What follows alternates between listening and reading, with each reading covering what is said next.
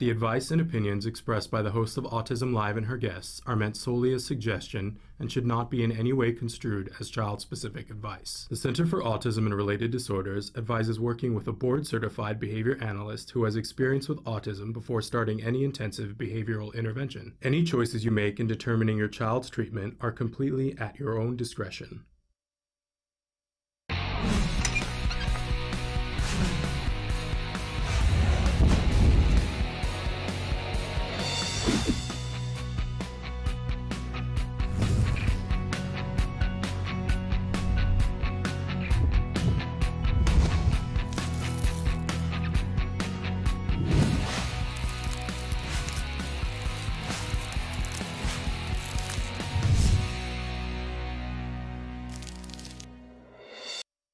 Good morning and welcome to Autism Live. Because it's Wednesday, today and tomorrow, the last 2 days of the show for this year. And of course, we'll be back in January. But we've got such a lineup for you, starting with Dr. Doreen Granpeesheh is here live this morning. And I know you guys love it when she's here live because you get to ask questions, and that's a wonderful thing. And we're going to go over all the ways you can ask questions. But super thrilled to have her on the last Wednesday of the year. You know, she tries to be here as often as she can on Wednesdays, but she has a lot of things to do and a lot of places to go and a lot of kiddos to help. So we always defer when she can't be here, but it's always a bigger thrill when she can be here. So she is here. You can be writing in your questions right now. In fact, let's talk about all the different ways that you can connect with us here on the show. Gabe's going to show you a bunch of different ways that you can connect. They've changed a little bit since we were here last week. I know we've been threatening and promising that there was a new website, and we had it in beta. We're testing it, and we are live on the new website right now. So you no longer have to go to the beta, and I didn't even tell Gabe, so he probably is showing you beta. If you go to autism-live.com, you will see the new website in all of its glory, and you will see that the live show is sort of taking up all of the space around it. You can close that if you want to, or you can watch the live show full screen. I do want to let you know that the chat has moved and been rearranged a little bit so that it's so much more user-friendly on our end so that we can get to your comments quicker. If you just take your cursor and go to the bottom of the screen, you will see a little box pops up that says Ask a Question. And all you have to do is type and hit enter, and it will show up here on my screen. At least that's the way it's supposed to work. Let's see. Let's take it for a test drive, right? But there are other ways that you can get a hold of us too, and we do want to remind you that, and Gabe is showing you all the websites. You can find us on Facebook. You can find us on YouTube, on Roku, on iTunes. We're a free download in all of the places that you can find us. And if there's a place that you know about that we're not there, I would love it if you would email me or message me, and we'll make sure that we find a way to be there as well. We've got some changes that are coming in January that I'm really excited about for Autism Live. So, you know, we are going to take a couple of weeks off here during the holidays because I know you guys are busy. We have thousands upon thousands of hours, if you're missing us, that you can watch, and the new website has made that easier than ever before. But we will be back, have no fear. Okay, that's pretty much that. If you really are one of those people that hate change and you have a really hard time with the new website, I want to encourage you to give it a chance, breathe through it. You know, it's good for us to be flexible. I have a hard time with change myself, but it's good to be flexible. If you really can't stand it and you just need things to be easy for you today, you can always go back to our old site. You can find that at www.autism-live.com, and you can have the experience that you are so very used to. We will be checking the comments on that site for probably another month, and then we're going to be shutting that site down so that you'll really need to learn how to ask the question on the new site, which is autism-live.com. All right, having said all of that, why are we wasting time? We have Dr. Granpeesheh here. It's time for Ask Dr. Doreen. Dr. Doreen Granpeesheh is Dr. Doreen is an expert in autism. Doreen Granpeesheh. Dr. Granpeesheh. Dr. Doreen Granpeesheh. Dr. Doreen Granpeesheh is a visionary in the field of autism. Now you can ask her questions on Ask Dr. Doreen.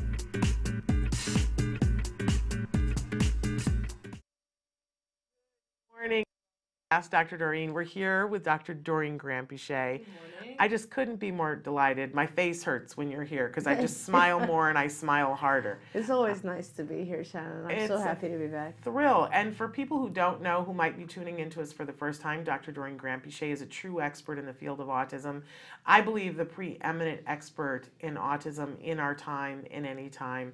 I have met a lot of people over the last 14 years, 10 of which I've been covering autism, and interviewed a lot of people, and I don't know anyone who knows more than you do, and I haven't met anyone who cares more than you do. Thank you so much. And also, it's very kind. You're wicked smart, as they say in Boston. She's wicked smart, and you are, I think, the person that when I think about trying to be a better person and being better at perspective taking, I think, what would Dr. Granpeesheh do? That's because you're way so good too at that. Nice of you, Susan. I mean it. So, because I do think, especially within the autism community, you are so good at perspective taking and looking at it from the point of view of the individual who's on the spectrum, which is very important.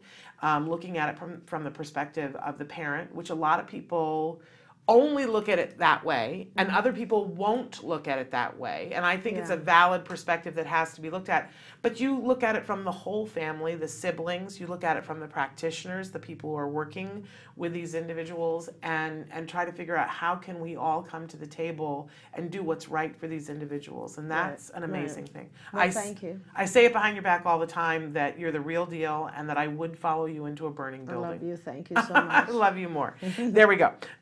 But having said all that, we like to give a disclaimer at the start of the show that there is no expert in any field, but especially in autism, that could give individual specific advice in this particular format. That's right. It wouldn't be fair. It wouldn't be right? Because they don't have an opportunity to be with the individual and really get to know them. And this is not a one-size-fits-all field. Definitely. So Dr. Granpeesheh will be answering your questions, but keep in mind that she's going to answer them in a general format with the thought to help you to get information to take you to the next step, which might be having an expert sit down with you or the individual. So keep that in mind, but I know families write in all the time for how grateful they are. I hope one of our viewers sent lovely gifts to us. I sent it upstairs to you. That's so nice from Wasn't Ireland, that the sweetest right? thing? Yes. That's so nice. I wanted to have a chance to say thank you. That's so thoughtful. And I have not had a chance to send a thank you, but I was so moved by it. I just thought that was so delightful. We got delicious Cadbury chocolates, and there was also a very beautiful silver ornament in the package.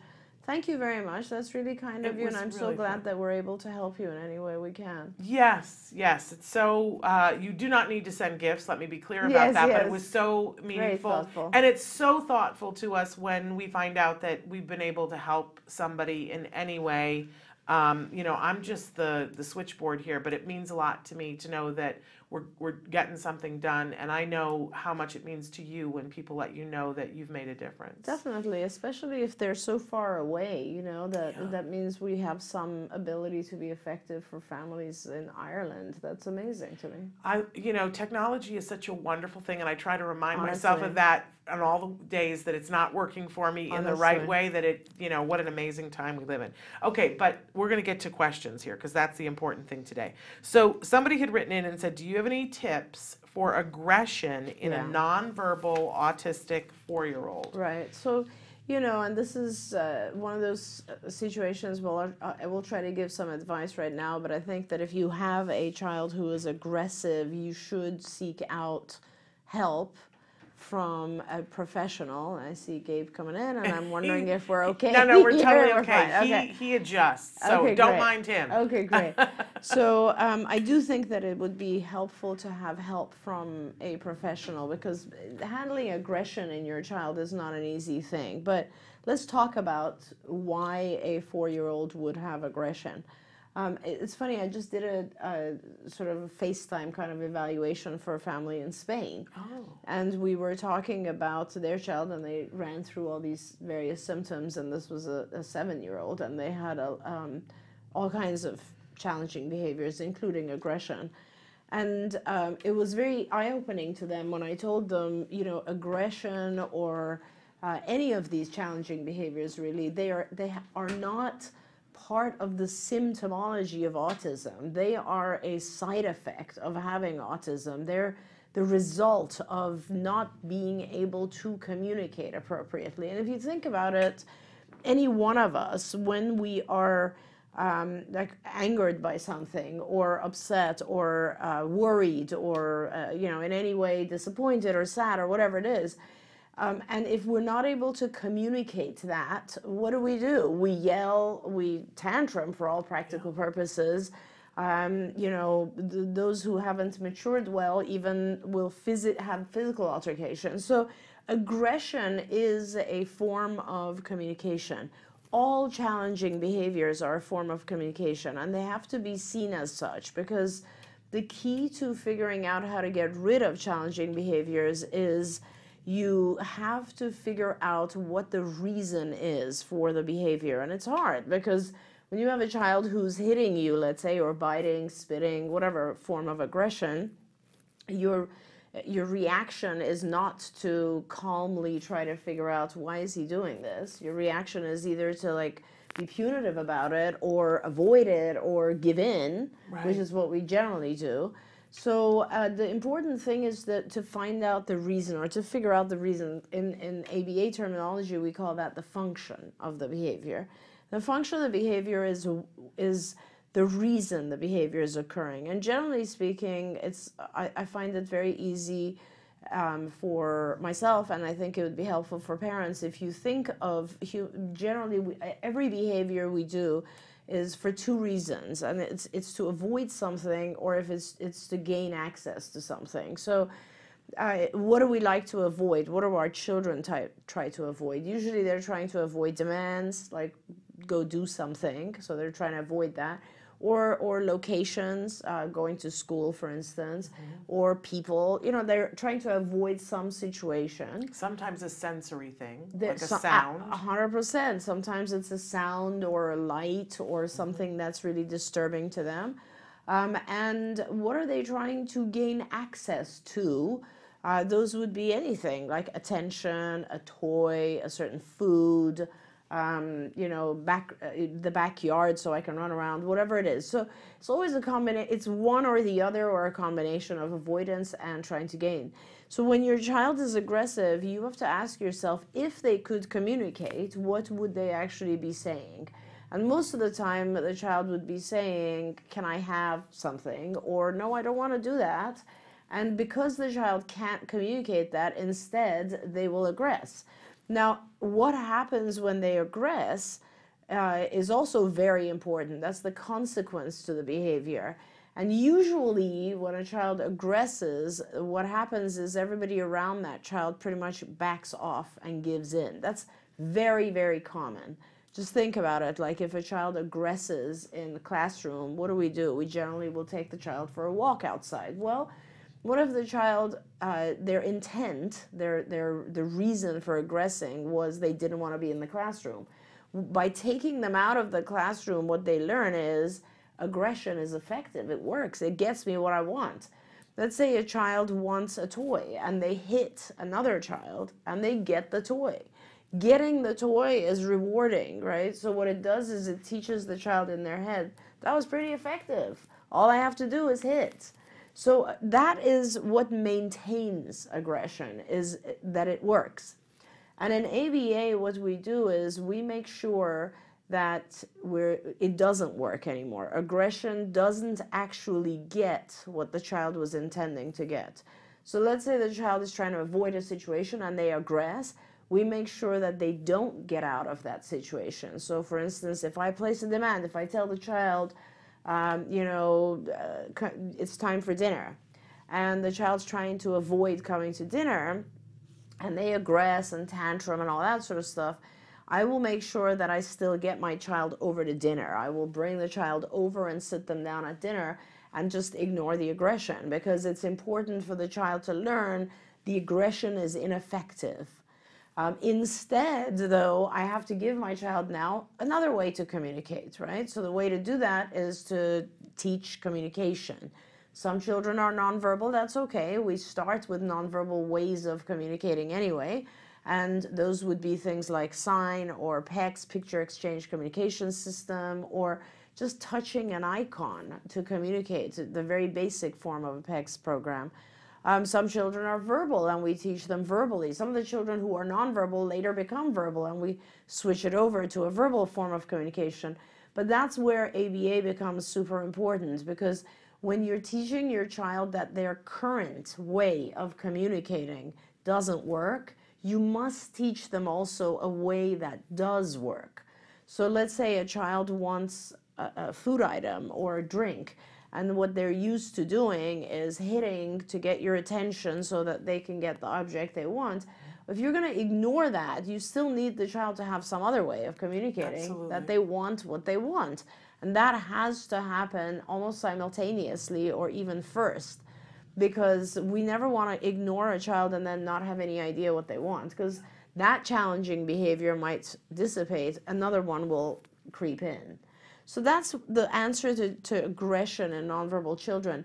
What I would recommend for you is, a lot of what I said is very simple because I've been doing it for years and years. It's very, very hard when it's your child and you don't have an ABA background. So what I recommend very much is if you go on a website for Institute for Behavior Training, IBT, and the website I believe is ibehavioraltraining.com, ibehavioraltraining.com.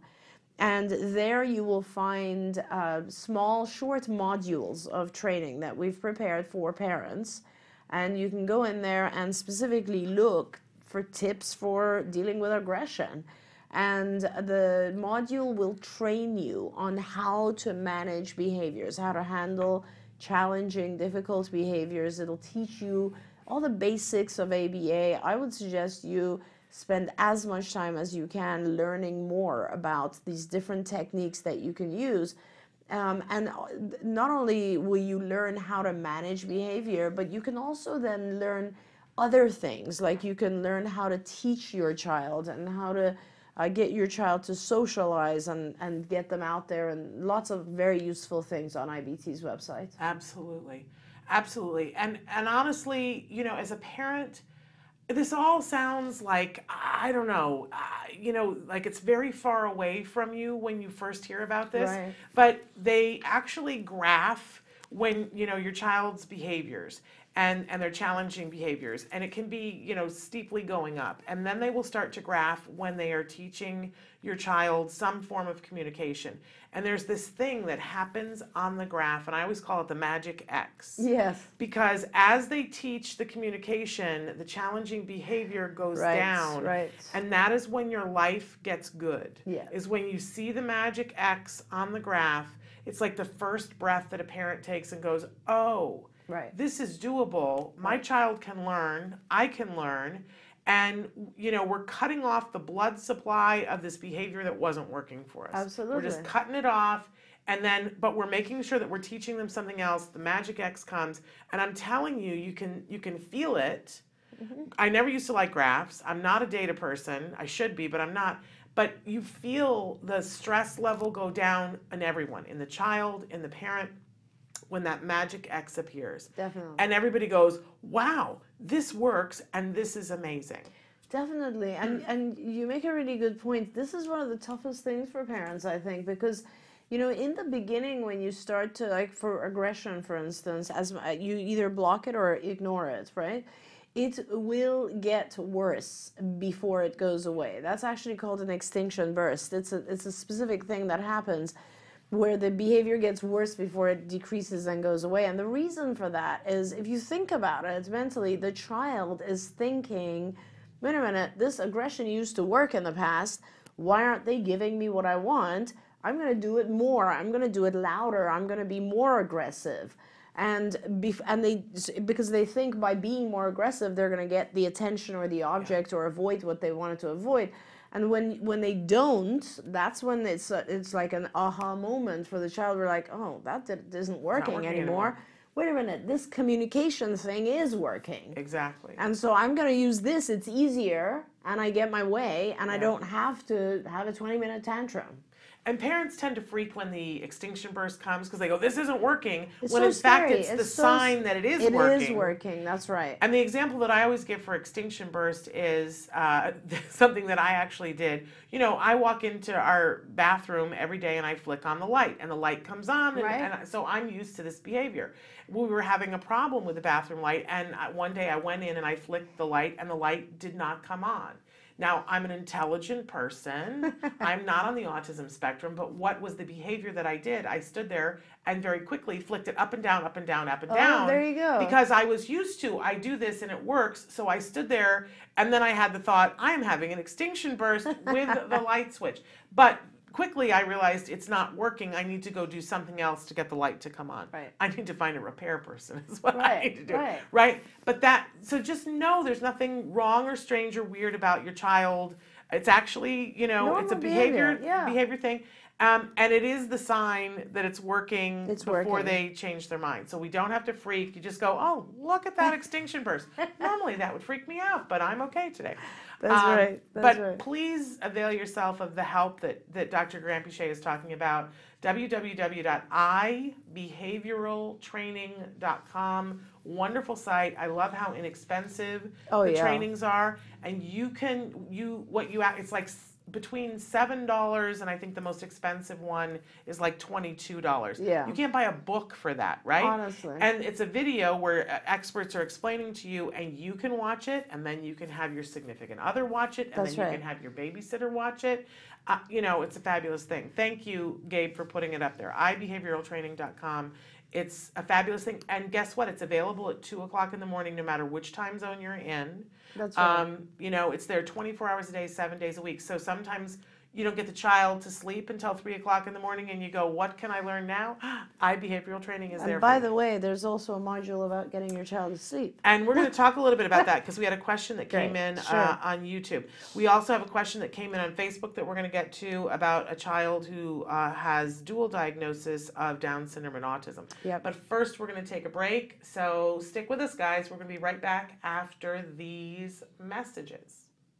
Hey, I'm Candace Cameron Bray. Tom Bergeron. You're watching Autism Live. And you're watching Autism Live. And you're watching Autism Live. You're watching Autism Live. You say howdy, we say hi. Let's get rowdy, let's get wild. Let's get wild. Let's get wild. Let's get wild. Let's get wild. Hey, welcome back to Autism Live. We heard you. Everybody wants Macaroni and cheese. Yeah, but we're gonna make it allergy free. But here's what's the crazy part of this macaroni and cheese. It's actually healthy. And it tastes good. Yeah, it tastes really good. That's the most important part. So we're gonna start. We got our water boiling. There's so many variations on the pasta. We're using today a corn pasta. We can verify with the manufacturer that we have a GMO-free product. So let's go ahead and put that in there. Ooh, And if you don't mind, stir that up for me, my friend. Now it's sticking a little bit to the bottom. Yeah. Is that okay? We maybe add a little more high heat oil and spread that around again. One thing you gotta know about gluten-free pasta, if you overcook this, it becomes mush. Let's move this guy over to the other burner so you can see what I'm doing. And now we're gonna start with the old macaroni and cheese sauce.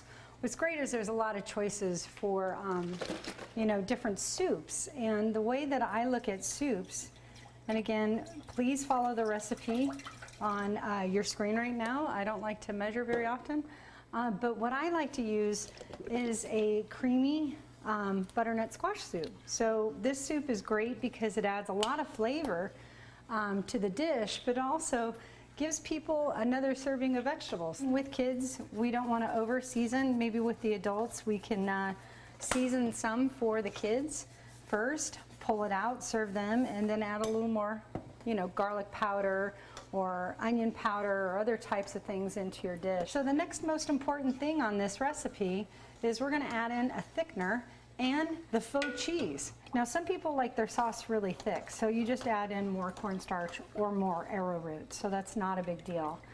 How's that doing? You think it's ready? I think it's done. Okay, so why don't we switch? I'll take that, you do that. Okay. And I'm going to strain this bad boy here. Here, let me turn that off. Okay. Or we're going to cause trouble again.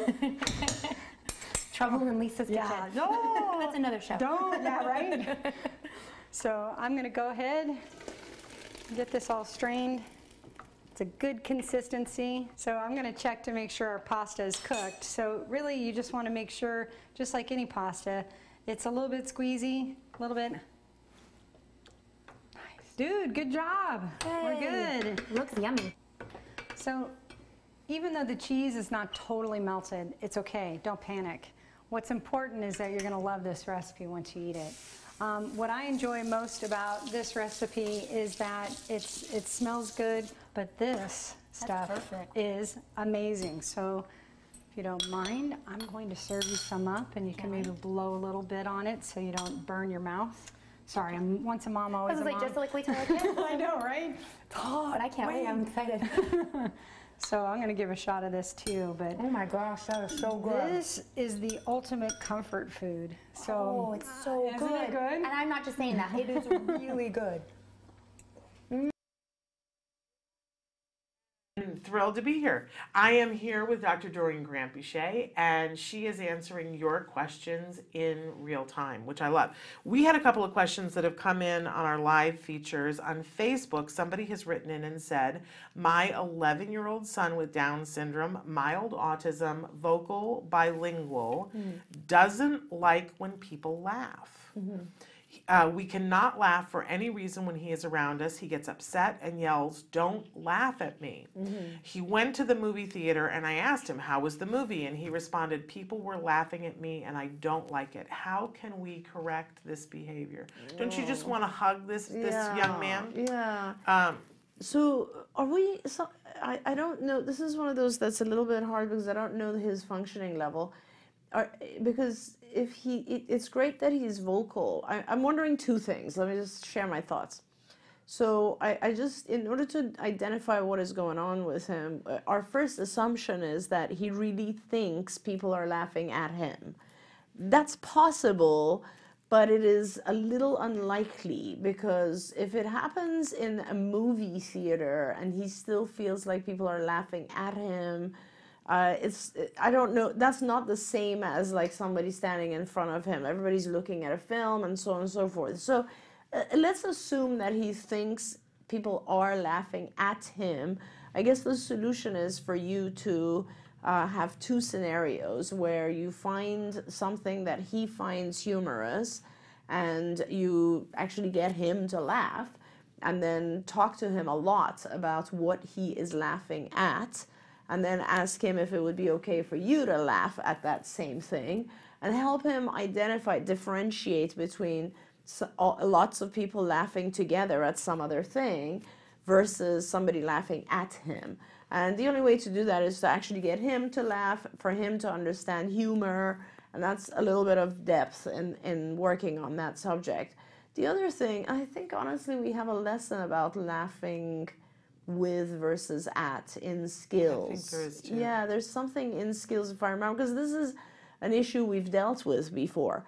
But the other question I have is, are we sure that he actually, he is truly thinks, like, is he expressing himself accurately? Because the other alternative could be the sound of laughter makes him anxious, and he doesn't know exactly how to express that.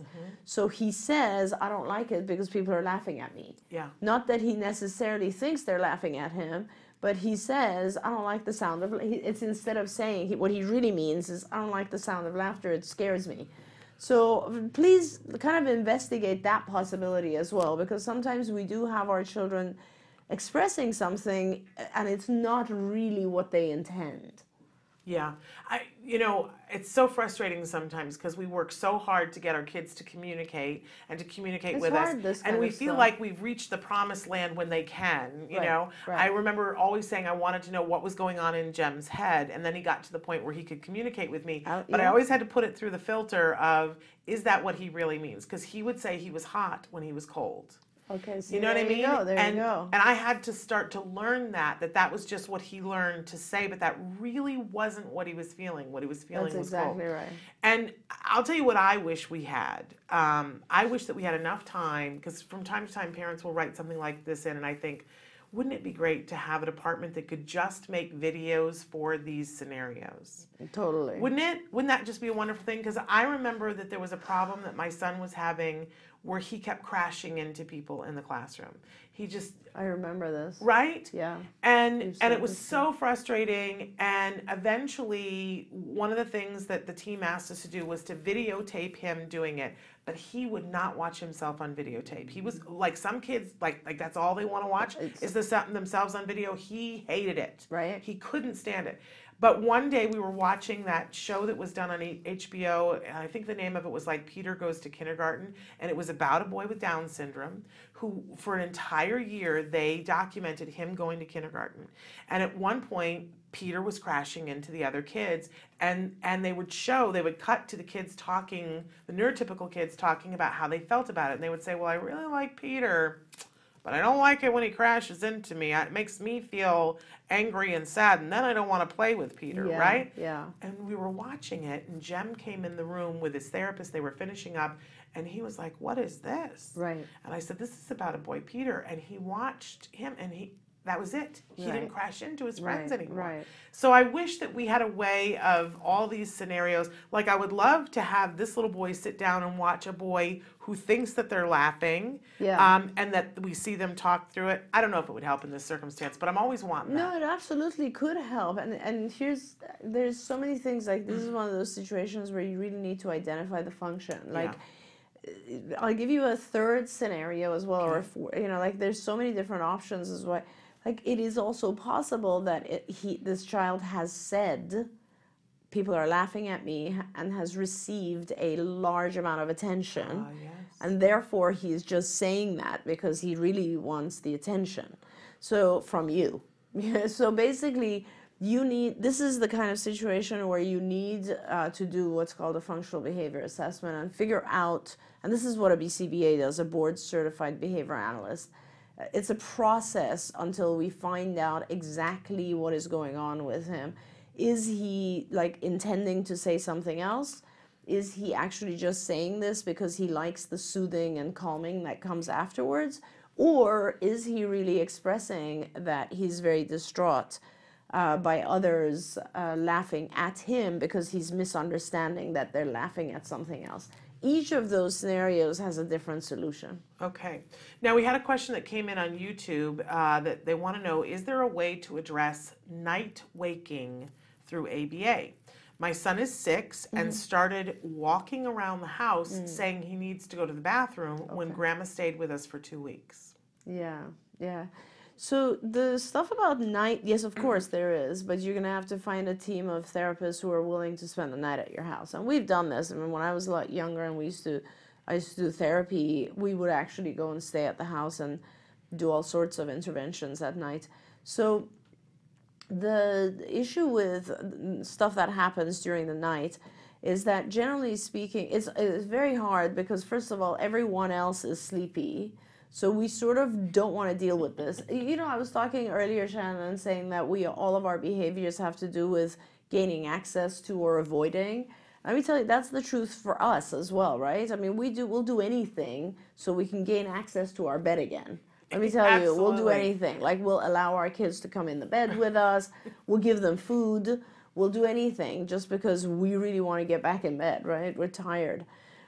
So that's part of the problem. The second part of the problem is that our bodies have a particular system of like getting into a habit when you do it at night. It's very interesting. For example, if you eat in the middle of the night, like as babies would get up and we'd give them milk, it immediately, very, very quickly, within maybe 2 days or 3 days, becomes a learned behavior. Your body will wake up just in order to eat. It's very interesting. Like, let's say the first time you're hungry and someone feeds you, and the second time and the third time, it'll become a habit. Now you have to break the habit. So something happened during that 2-week period that grandma was there. Maybe he was looking for you. Maybe it was something that caused him to get out of bed and start walking around the hallways, and now that has become a habit. Yeah.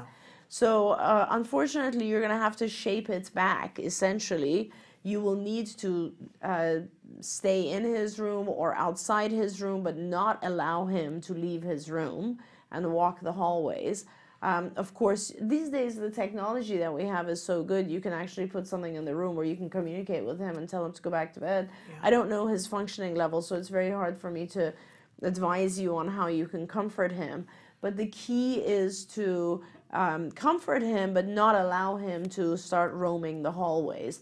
It's breaking a habit. It's the exact same thing we do when our children are infants, and unfortunately, you have to go through that again. Yeah, very, very And then, of tough. course, reinforce him a lot for staying in his room and staying in bed. Yeah, and it works. It does And right work. It's back, hard. we can guide you through it if you start trying it and you hit obstacles.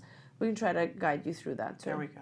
All right, we're going to take another break, and then we are going to be back with more Ask Dr. Doreen after these messages. Stick with us.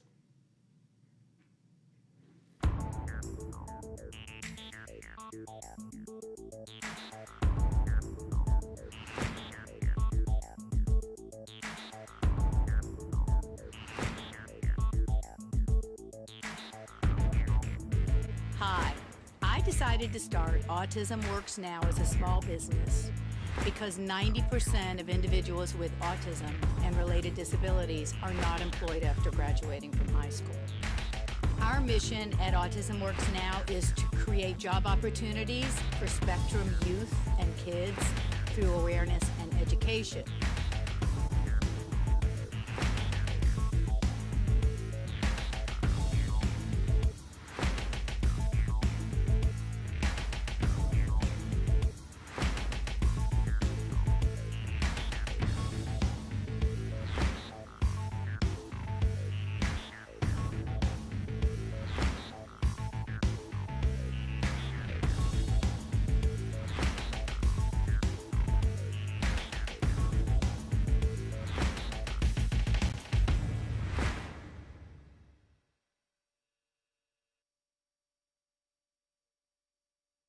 Do you provide care services to someone with autism? Recently, more and more children are being diagnosed with the condition and getting the support they need as awareness grows. But what happens to these children as they grow up? It's estimated that over 500,000 youth with autism will turn 18 in the next decade, and they'll be faced with a very difficult reality.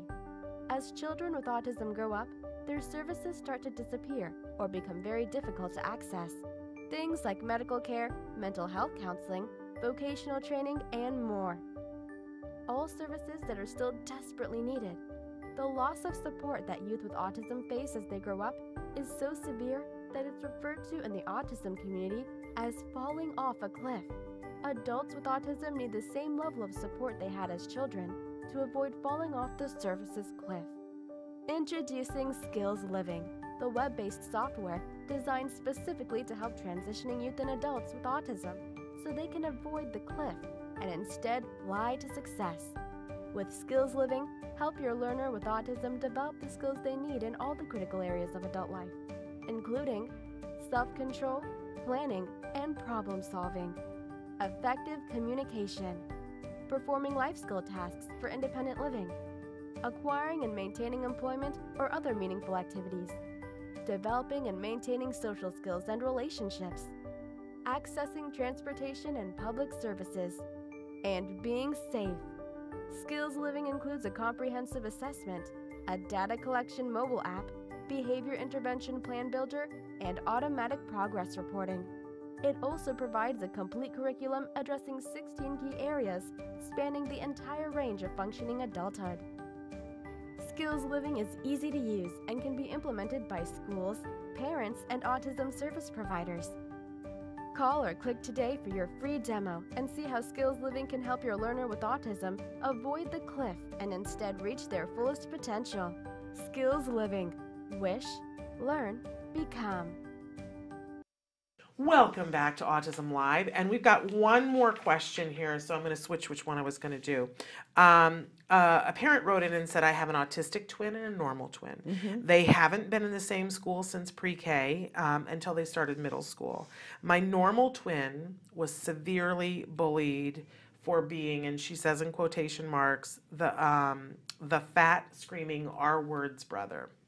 My normal twin has also made friends with, quote unquote, the ugly fat girl. And he has spent the last 2 years being abused at school because of his autistic brother and his friendship with this girl.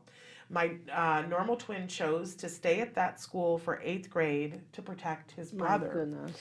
My normal twin's friends will all attend one high school. His autistic brother will have to attend the other high school. He told me that he would go to the high school with his brother to make it easier for you and Dad and not have his brother have to ride the bus that scares him. It is what it is. And she says that she could use some outside thought on this because it's hard. When I can only imagine when you have 2 kids and you want to make sure you do right by both of them. You know, Yeah. it's so like, you know, what's your take on that?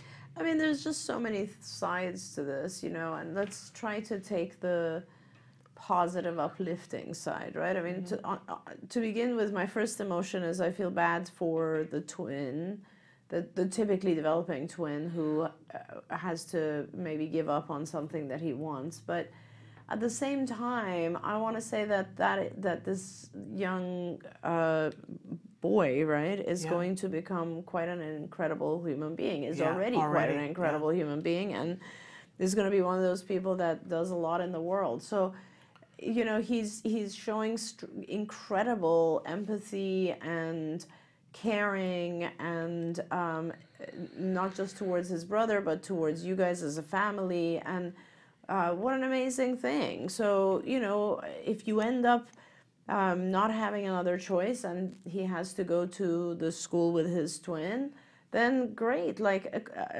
make it a beautiful experience, right? It is a wonderful thing that this young man is planning to do, and he sounds like someone who's a hero. Yeah, absolutely. So celebrates that. I think it's a fantastic thing. I also want to say, too, I'm sure that the friends are good, but if he has been being bullied all this time, where were the friends and why didn't they have his back? Maybe it's better that he go and get a new group of friends. Yeah. Because, you know, and maybe, you know, maybe they did have his back, but maybe if we just take 1 second and talk about, because I hate it when kids are bullied. I just hate it. And the one thing that I've been looking at over the last couple of years is the bit of research that came out of Santa Barbara that said, here's the one thing that we have found effective across all circumstances that puts bullying in its place, and that is finding a place where the kid has other people like them. And that when they are with like people, they become a tribe. Right. They are stronger. Right. They are harder to cull from the, you know, just like the wildebeest. You know, if they're in the herd, then the bullies don't seek them out. That's absolutely true. And also, things have gotten a lot better. You know, my kids have told me a lot about what goes on in school, and I think teenagers start to show a lot of empathy with more knowledge. More and more lives are affected by autism, so there's always a few kids who have a sibling on the spectrum, right? It's not like years ago where no one even knew what autism is. So I think one of the things you can do is to actually provide more information to the other children in these schools. And it's, like I said, let's look at all the positives we can do out of this scenario. And I've always said that it would be amazing for our families, for our parents, if they go to the schools where their children are and start educating the other children. You know, it's not, people bully and make fun when they have fear, when they don't know what it is. I don't think I mean, unless you're a psychopath, most people don't really enjoy bullying someone. They do it out of fear because they don't know what this other person is all about, and all of that. So I think more information to the other students, teaching them about autism, making them realize that, you know, the individual with autism is doing the best he can with all the resources he has. And I like to also be able to tell other kids about some of the skills that our kids with autism have, because they are not aware of the incredible skills they have either. So Absolutely. And I'm going to cut you off because we got to let you go. But I will say very quickly, there are two people that are on the speaker tour that are on the autism spectrum that talk specifically about bullying, Jessie Saperstein Yes. and Carrie Magro. They're both incredible. Maybe that you can get them to come to your school. We have to say goodbye to you Yes, in a I'm big sorry hurry I'm to get you leaving out. early. But we have incredible videos for you guys to watch. But before you go, I just want to say Merry Christmas, Happy New Year, and thank you for all the things that you do. Thank you very much, Shannon, and the same to you and to all of our viewers. It's always wonderful to spend an hour with you guys, and I hope that our show has been able to help you throughout the years, and we look forward to many more shows with you. Have a peaceful, wonderful holiday season, and we'll do a lot of good stuff together in 2019. Absolutely. So we're going to go now to one of the fabulous things we did in 2018. This is our video about Sensitive Santa that we had just a week ago. Take a look. It was really heartwarming.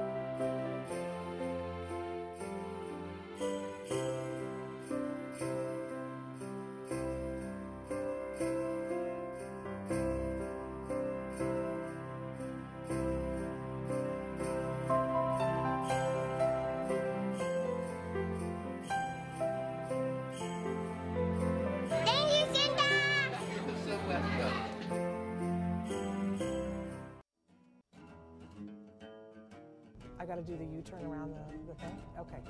So, Kelby, do I want the north entry or the south, or does it matter? Okay. Are we doing curbside bag check? Which way, Kelby? Left? Yeah. Kelby, can I go through the T? Yeah, I have a toll tag. Then you go through the T. Okay.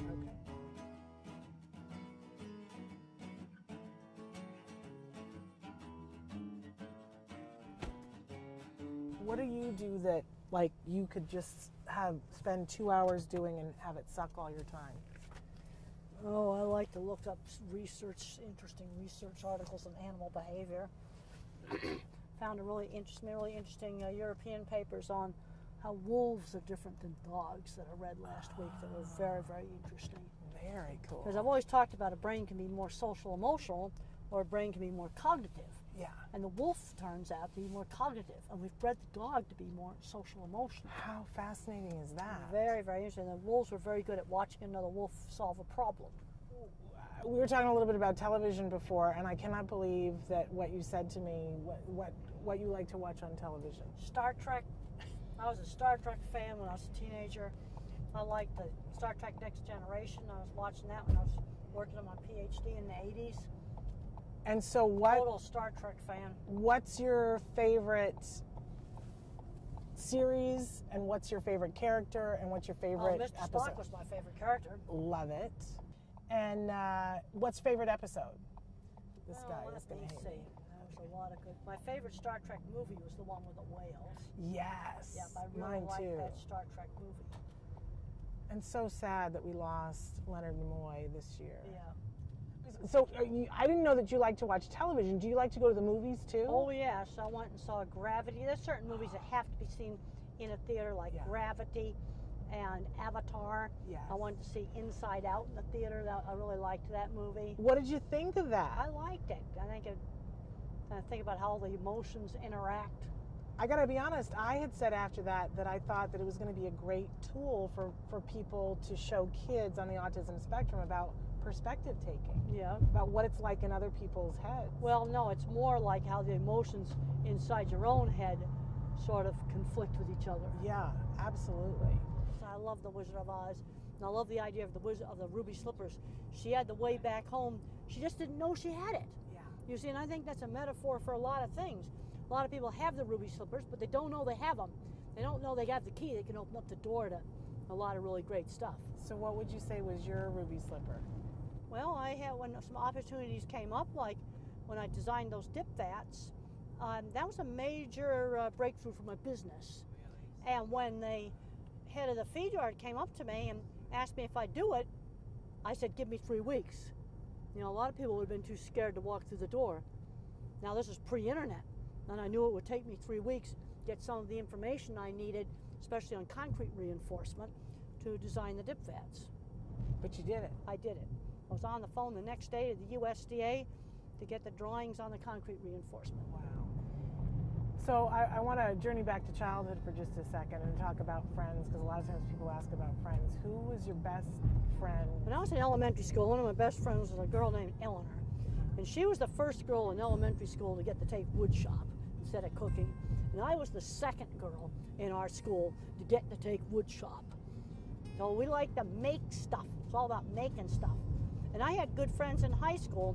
Even though I got bullied and teased, I got friends who shared interests. Riding horses together, doing electronics together, doing model rockets together, doing stuff together with other students. So you found, like your mom says about, you found your tribe.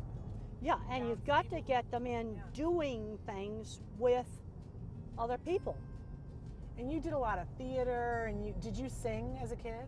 Yeah, I did. One of the problems I was singing is I couldn't synchronize my rhythm with somebody else's rhythm. Do you still have a hard time doing that? I still have a hard time doing that. Because we were going to ask you if you wanted to sing something in the car with us. Well, I think maybe we'll skip that. Great question. But the one question people always ask us is they want to know if you've ever been in love. No, never have.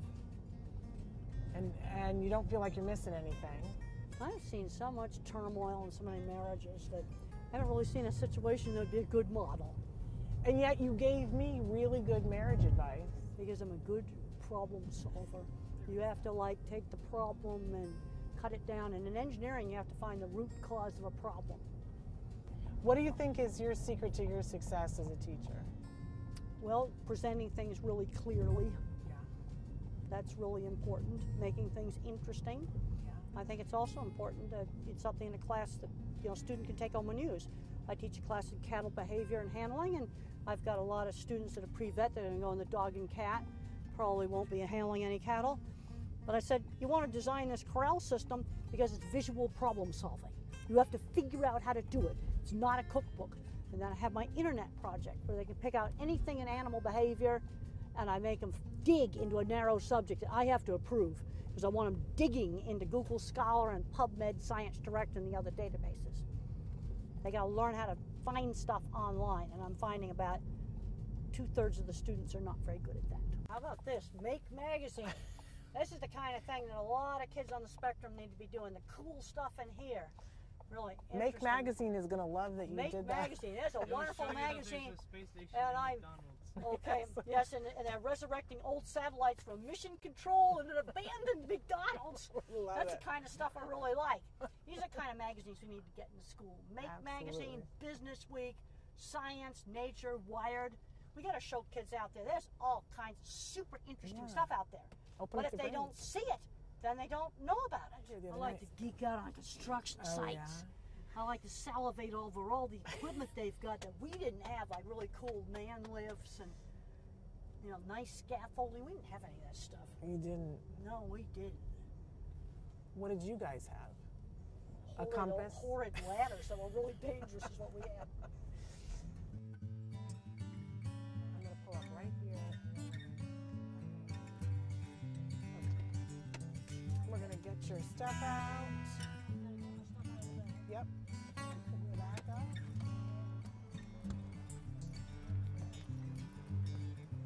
Oh. We have to get the mic back from you too. Oh, you took it off already. You're good. I'm attached to mine.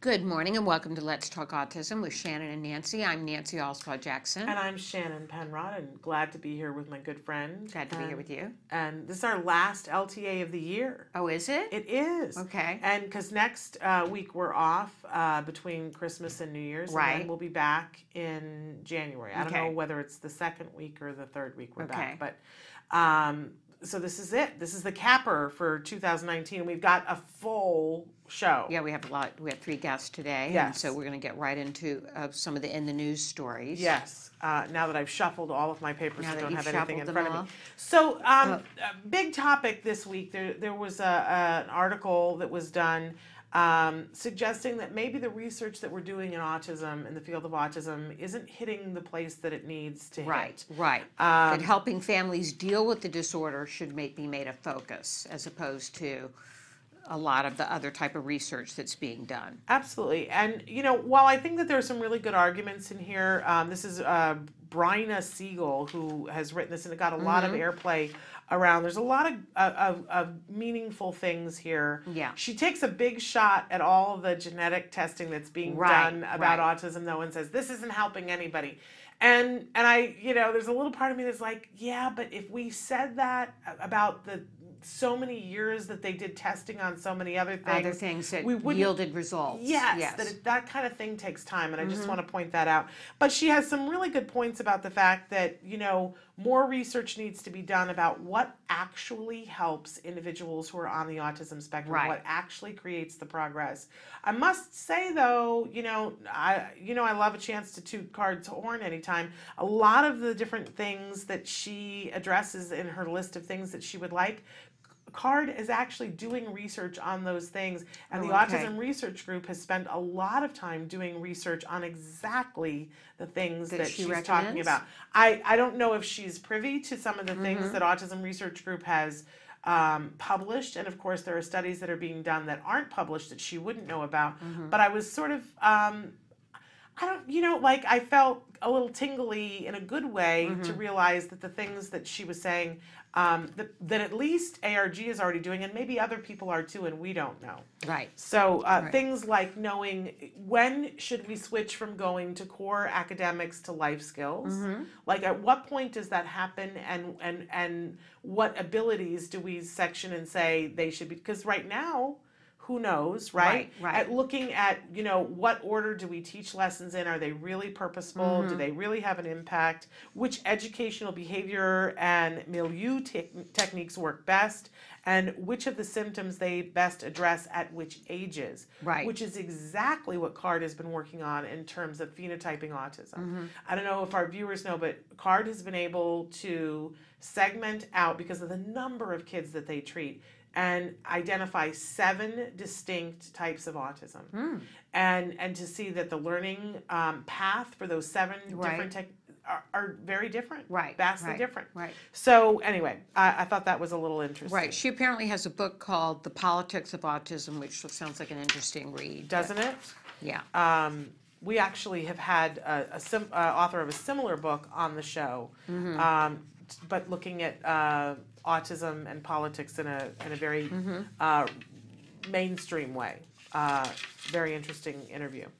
Then we have a story about a trike that's missing. Yeah. For a young boy with autism, but this trike was designed so he could use it into adulthood, and it's a very, it's a big trike, and I can't imagine why someone would steal this. It was taken from their apartment in Linwood, Washington. The bike. And they've put out a call to say to people, if anybody has seen this bike, I'm sure that somebody looked at it and thought it was cool and didn't realize in their desire to possess it what they were doing to another individual on the planet. So the Linwood Sheriff's Office, the phone number for them is 425-407-3999 or 425-388-3845. They're asking for any information that will help lead to the return of this trike. And I don't know, but I thought, let's put it out there and maybe somebody will see it. It was stolen from Keeler's Corner apartment complex in Linwood. There we go. Linwood, Washington. Yes. And then we want to end on a feel-good story. A heartwarming story, yes. About a little 6-year-old Texas boy who loved everything about Santa, but he happens to be blind and have autism. Yes. And his mom took him to see Santa, and the Santa was particularly wonderful and sensitive. He showed him the eyes that twinkle. He had him touch him. Yeah. All over his, characteristic parts that the little boy wanted to see or he said, experience. You let him touch his hat, let him touch his face, and he asked the little boy, what would you like?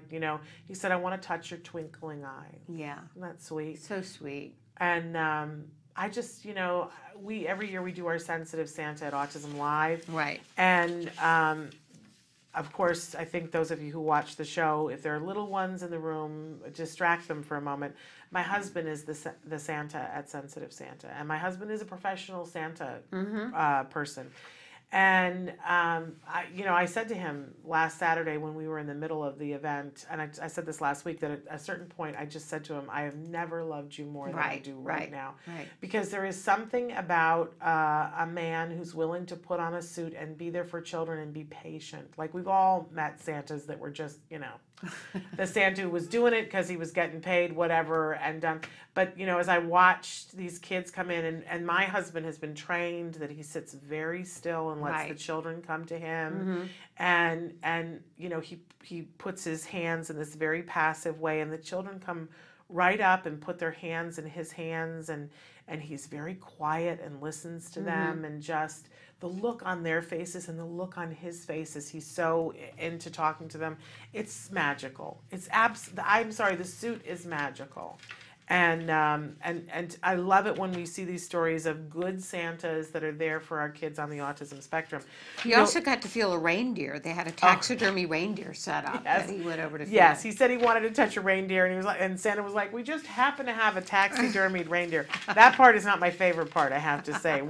I'm not about the taxidermy. But anyway, we have got 3 amazing guests, and we're starting with Lee Hirschfeld, who is from the Autism Research Group. Okay. I was just talking about them. You know, we have a new segment here on the show where we're welcoming experts from the Autism Research Group to sort of, you know, I don't want to say dumb the science down for us, but to explain to us, because the science is research. oftentimes confusing. Yes, for us, yeah. To explain it to us so that we can understand it. So we're going to take a quick break and get Lee with us, and then we're going to hear about some research that that we want to know and have it explained to us. Okay, Stick great. with us.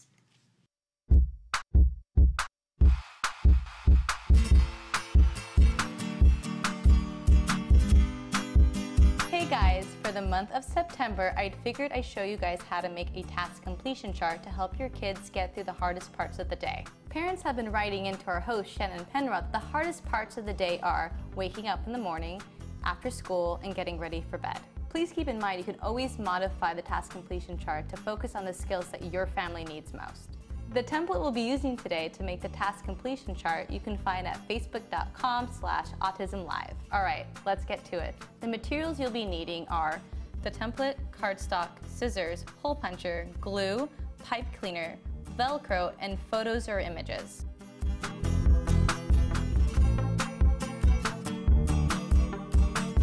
We find it more reinforcing for kids if you use images of themselves doing the tasks that you're trying to get them to complete. So what I have here to start off are photos of myself doing all the tasks that we're going to add to our task completion chart today. The first step you're going to be doing is printing the template from facebook.com/autism-live. I have it here, and the next thing I'm going to do is I'm going to trim at the top. We don't need that, that's just totally excess. Now that I trim my 3 templates, I'm going to label each one with a different part of the day that we're focusing on, such as waking up, after school, and getting ready for bed. Now that I finished labeling the templates with the appropriate time of the day, I'm going to attach the photos that go with it. For bedtime, the tasks I chose were getting ready for school, putting away toys, putting on pajamas, and brushing teeth. Now repeat this for all the rest of the day. Now that I've added the photos to the template, I am taking this along with my heavy cardstock to hold all my tokens. I'm going to line them up and make 3 hole punches.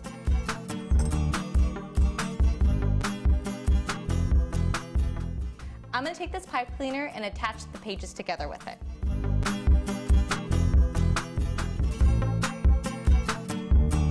We're almost done putting this together. Next, I'm going to take my Velcro, I'm going to put them underneath each picture. And then I'm going to add 4 on the very edge too.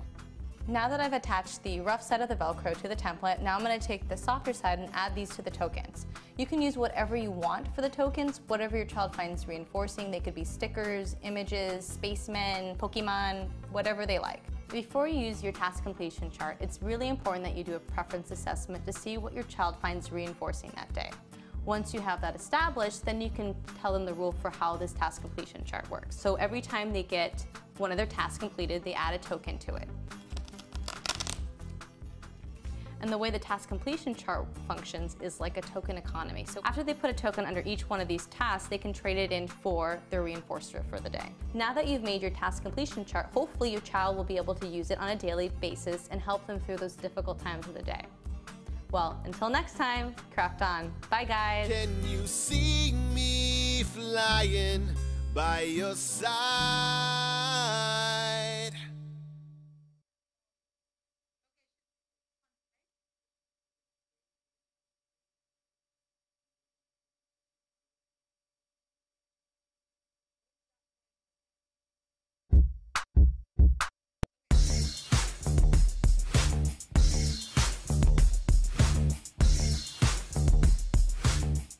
Parent to parent, you might be asking yourself, how on earth can I afford ABA therapy for my child? Well, the short answer is you can't. No one can. It's really expensive and it's overwhelming to most families. But the story doesn't end there, fortunately. The first thing that I want you to think about is tapping insurance resources. So many insurance companies are paying for ABA therapy right now. So that's your first best bet. Make sure and see if your insurance company is providing benefits for ABA therapy, and check back often. Now, if you see that you don't have insurance right now for ABA, don't panic. There are still other resources. The next place to go is to your local support groups and ask them what local resources there are. That's a great place to ask for information, because often states and even counties have support for ABA. And then beyond that, you might consider applying for grants. There are many fabulous grants out there to help you to get support for your ABA therapy. But most important, it's absolutely essential that you get ABA services for your child. We know that that's essential for all of our children, and that you won't be able to do it on your own. So seek out those services and support groups that will help you to fund your ABA journey. It's really important to remember that all behaviors happen for a reason. Welcome back. So thrilled that right now joining us on Skype and via the phone, we have Leah Hirschfeld, and she is a behavioral therapist in our Richmond office. She is a part of the autism research group. She's worked in the research team part-time, also doing therapy with a number of clients, and we are just thrilled with this new segment that we've started on the show, where we have experts in research taking apart research for us and explaining it to us. Decoding it to us. Exactly. So that we can understand it. So Leah, welcome to Autism Live. Thank you so much for having me on the show. I'm really excited to be talking today. Ooh, that's me. That is you. Isn't it exciting? About some of the research that's being conducted with individuals diagnosed with autism. Well, talk to us. You had picked something you wanted to talk specifically about. Tell us all about it. Great. So kind of to jump in, the article that I chose is one that every few months the research team puts together summaries of a few recent and exciting articles. So this is one of those articles. The summary will be going out to CARD supervisors, I think, in January from our team. So this is also something Karen did for y'all, I think, last month in the same role, and she's a project manager on the research team, and I'm a research assistant. That's awesome. Thanks. So, we're pretty stoked about it. So tell us all about it. So the article I'd like to talk about is by Greg Strummer and his team. They examine different forms of attention and how it functions as a reinforcer for problem and alternative behaviors. Which already you've lost me. So. I'll go into it more, no worries. Okay.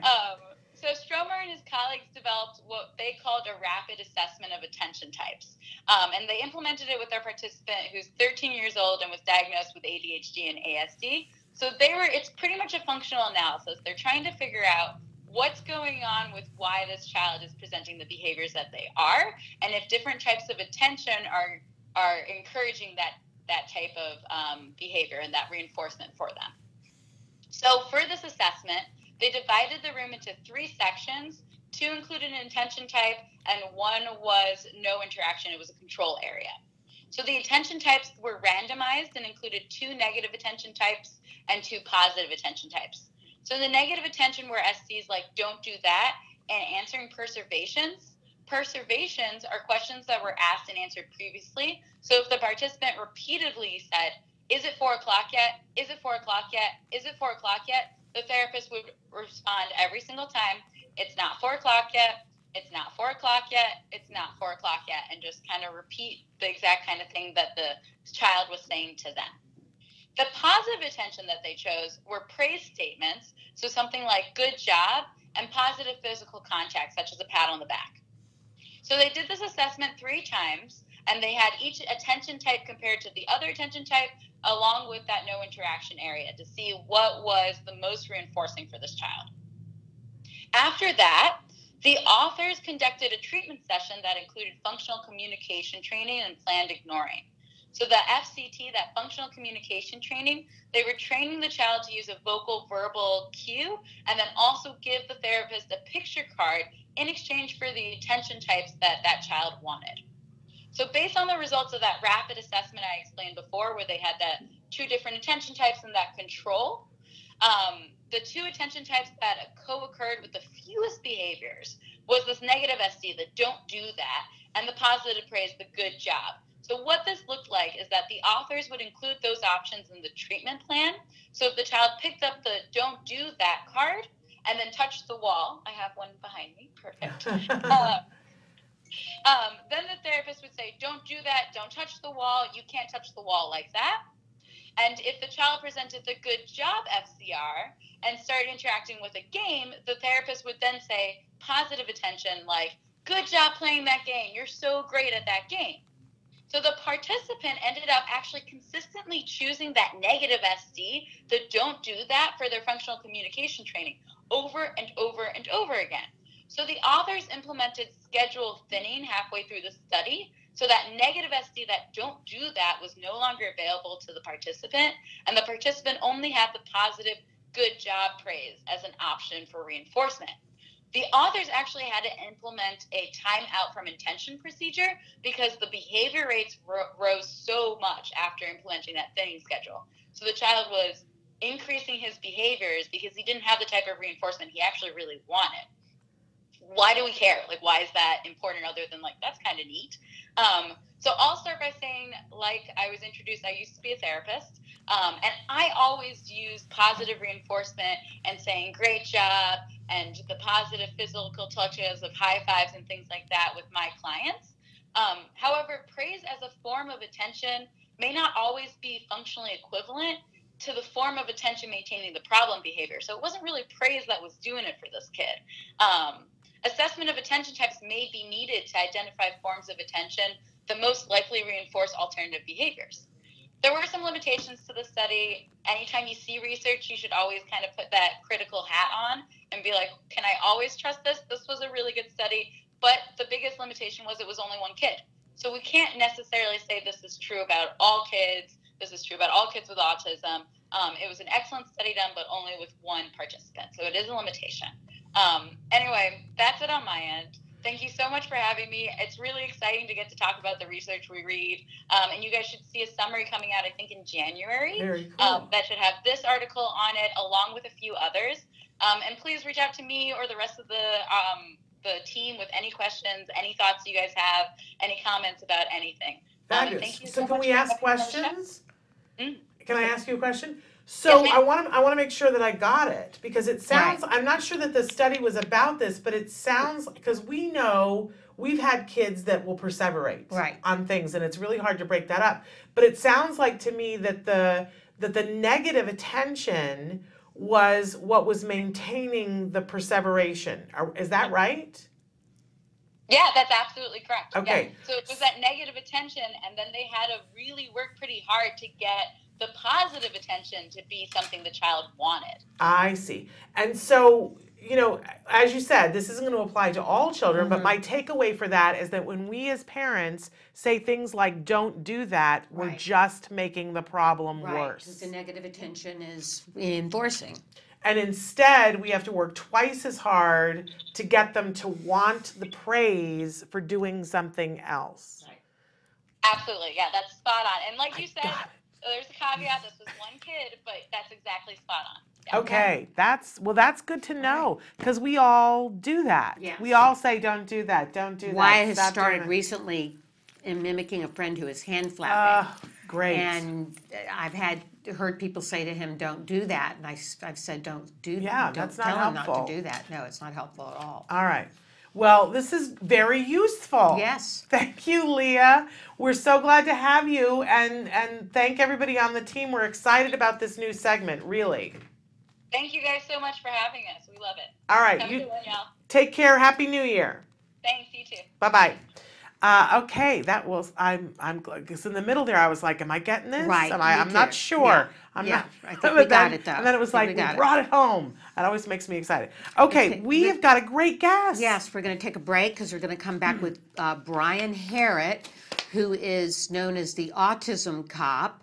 And Brian has been training those first responders and others to deal with individuals on the autism spectrum. He has a son with autism, so we're going to talk to him about We're going to take a break, and we're going to figure out how to clone him during the break. Yeah. And then we'll come back with him live in the studio, so stick with us. Okay.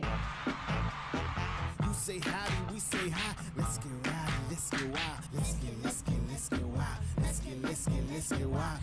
get wild. Let's get wild. Hi, welcome back to Autism Live. I'm Lisa Ackerman. I've got Kristen Selby-Gonzalez here with me today, and the feedback overwhelmingly. Oh, chicken nuggets! Probably one of the easiest recipes on the planet. We know all of our kids love chicken nuggets. Let's talk about corn. GMOs, genetically modified foods, are no bueno for a lot of folks, and we agree. So I've actually called the manufacturers to make sure these are GMO-free product. Really simply, what I did with the corn flakes is just the old-fashioned crush away. That's just the easiest way. Maybe you can crush that a little bit for me. That's something our kids can help us with Yeah. too, if we're doing cooking with them. Well, and fine motor improvement. Absolutely. Boom. Sensory issues. Boom. A lot of people will over-season. They season for adults. So from the standpoint of just putting it in enough flavor. Now that we got our base, our coating in, I'm going to work on how we coat the chicken. Now, Kristen, was Jax ever allergic to eggs? He has been. There's a lot of options with eggs. Don't you know that you can also look at duck eggs, Really? quail eggs, and other types of eggs that even though they look the same in the bowl, they're different on the allergy panel. Let's say you find out you're allergic to every egg on the planet. You can use a little bit of water and arrowroot starch. I've got a high-grade stainless steel, non-Teflon frying pan. I'm using high heat oil, getting all ready to go. So we're just really easily going in and coating the chicken. Now, when I'm flipping these, Lisa, do I flip over and over, or do I just cook one side and then the other? You know, I prefer to cook one side because what happens is the good coating that you spent all this time crushing for me falls off. Gotcha. Bonus. About how long do you cook on each side? About 4 minutes on each side. We'll Okay. do it. And I Okay. think you're almost there. Yeah, you're good. That You're one's golden. good. Fantastic. So if you want to take them out. So now that we got the last batch in, let me take you through what these finished babies look like. Like I said, you're going to have some happy families out there wanting to eat this. This is so easy. You saw how quickly we got in and done. Just want to remind everyone, we really want feedback at Autism Live and want to know what you want to see next. So if you've got an idea, a recipe you want us to convert or to talk about a particular topic, we'd love to hear from you. You could do that at autismlive@gmail.com or Facebook land. We're all on Facebook. Facebook.com/autismlive. And then again, there's already thousands of recipes waiting for your eyeballs to go cruise over on the TACA website. We'll look forward to seeing you next time on Autism Live. Thanks for joining us. You say howdy, we say hi. Let's get rowdy, let's get wild. Let's get wild.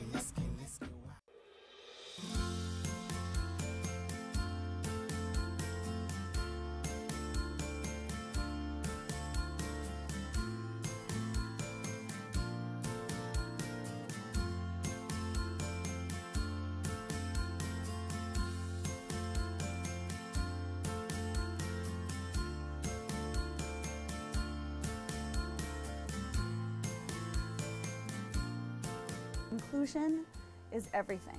Feeling like we have a place where we belong, and when I say we, I'm first and foremost a mother of a child on the spectrum and not, and gym owner and now founder of carrying this to families who need it as well. My son is extremely hyperactive. Getting him to calm down is a very difficult task. So the idea of Rock the Spectrum Gym, where he could just go and run and play and do all these fun things without any kind of worries and just go, go, go and bring down that energy, it helps us so much at home. You know, in the home or at school, it's not acceptable, but this is the one place it is acceptable for the child to kind of be themselves and get it all out there and just really just be themselves. It's an amazing place where my son could go and be himself.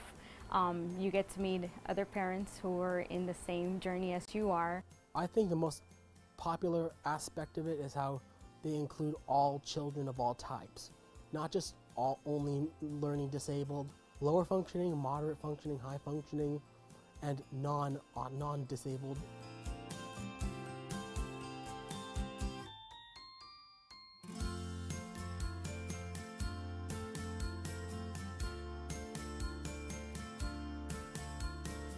The people there are so friendly. Everybody's like family. They always greet you with a smile. There's not one negative thing I could say about any of the employees. They're all absolutely amazing. So I think every parent should walk in through those doors and see what an amazing gym it is. Now a diagnosis meaning 1 out of 6 kids are in some way or form affected with sensory processing disorder or autism. That's why We Rock Now is on the rise. People want to be a part of it. People know that they have a community there. They know that they can learn more information about things that they don't know themselves or that they can share, build friendships, and basically get what you get in an OT facility, but it's not $150 an hour. It's $12.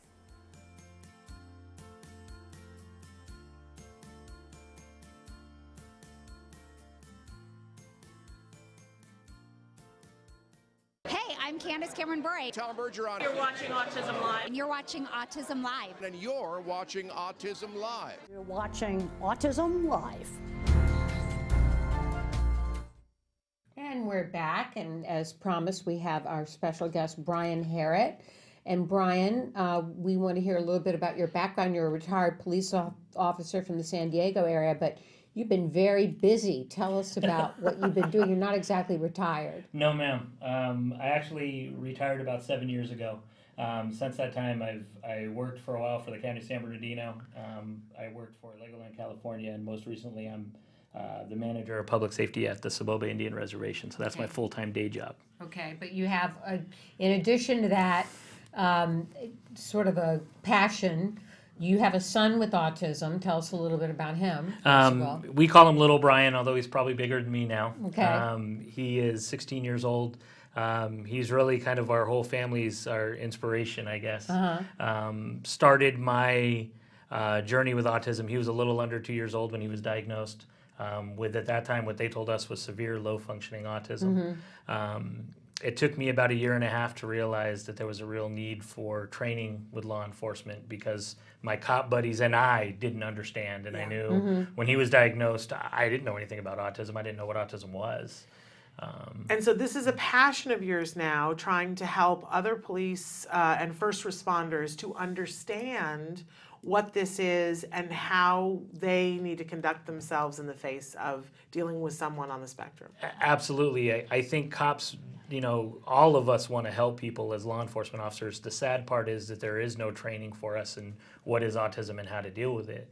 And then when officers are responding to residences or running into people on the street with autism, there is no reference material or how to do that. And so many families like mine, we struggle, you know, we still have our struggles. Yes. You know, and with Brian being 6 foot tall and 230 pounds and my wife being much smaller than that, you know, he can get you know, aggressive, and we looked at what's going to happen when law enforcement comes to my front door, and what do we do? And that started with a passion project for me to train.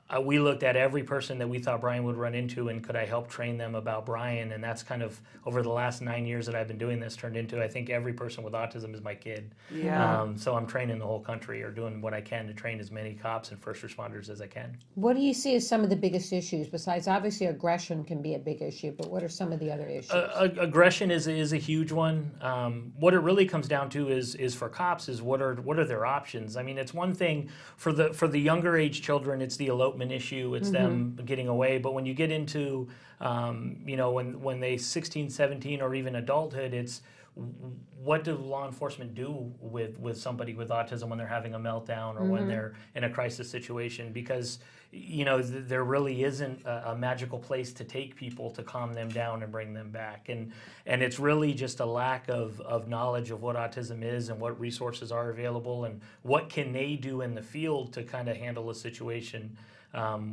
because there are no resources. Absolutely. And there's two sides to this coin. On the one hand, there's, you know, informing the police and first responders about how to behave. But then there's the other side that as part of the autism community, we have a responsibility too. What do you see that you wish the autism community knew about dealing with first responders? It's funny that you say that, because when I go out and I teach an agency, what I usually do is I hold a free night with that agency, whatever state it is, whatever city, and we invite the local autism community to bring their loved ones and them out, and I have them kind of intermingle with law enforcement. My wife came up with this quote that I think is brilliant, which is, we call it, we bridge the gap. We're bridging the gap between law enforcement and autism, and a big part of that is the families.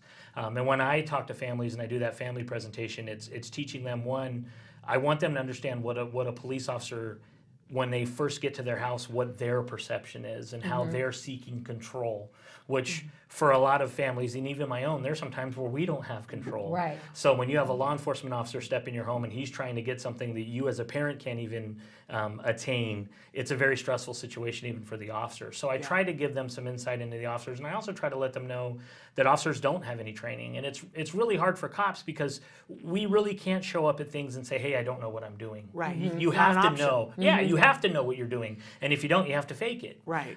So what I really want parents to understand is, if they approach it the right way and I give them some tips on how to talk to cops, the cops will gladly accept that information. It's just how it's brought to them. Well, tell us a tip. What can we do? There's several. I think the first thing is disclosure. I think is the most important thing for a family. Okay. Is how do you get that disclosure? If they're there, it's even yelling, hey, he has autism. He has autism. He has autism.